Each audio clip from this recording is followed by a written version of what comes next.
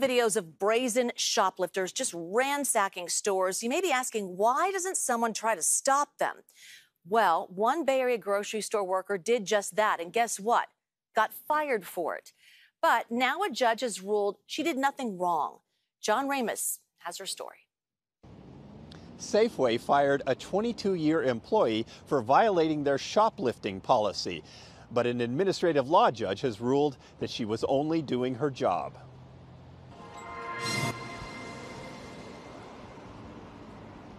Antoinette Baez worked at this Safeway store in San Mateo, and her attorney, Neil Eisenberg, said she knew the company's policy about not touching or pursuing people trying to shoplift. She had that drilled into her. She knew that you don't do that.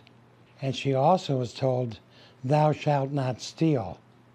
On February 2nd of last year, Antoinette noticed a woman with about $500 in groceries at the self-checkout machines. She offered to help her but was refused. Later, after clocking out, Antoinette noticed that the woman was trying to leave without paying and tried to stop her by holding onto the bags she was carrying. Another worker came to help, and after the woman took a swing at Antoinette, she finally left the store. After reviewing the incident, her store manager said Antoinette acted appropriately. 3 weeks later, there was an anonymous phone call complaining about her. It went to the Safeway Board of Directors, and in their infinite wisdom, they fired her because she touched the bag. After her termination, Safeway refused to pay unemployment benefits, claiming she was fired for misconduct. So after 22 years of service, the single mother has been fighting a multi-billion-dollar corporation to collect $450 a week in benefits. Well, I've been in practice for 54 years, and this is the cruelest case I've ever seen involving an employee. The case ended up before the Unemployment Insurance Appeals Board, and in her ruling, Administrative Law Judge K.A. Duncan wrote, "The claimant was aware of the employer's customer service shoplifting policy. She was not aware she could be terminated for performing her duties while on or off the clock and without a warning." They said she didn't know she could be fired for doing her job.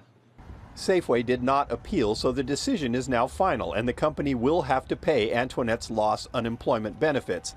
But the case has some people wondering if policies like Safeway's are sending a message that encourages thievery. They want to protect the safety of the companies, for sure, and I understand that as well. But it comes at a cost to all of us, because we're all going to then pay the higher prices for all of the merchandise that gets shoplifted, and that eventually comes down to all of us. Yeah, and if you're stealing $500 worth of groceries once a week, you actually make more money than the person that Safeway has fired. Basically, the moral of the story is it makes way more sense to steal from Safeway than to work for Safeway.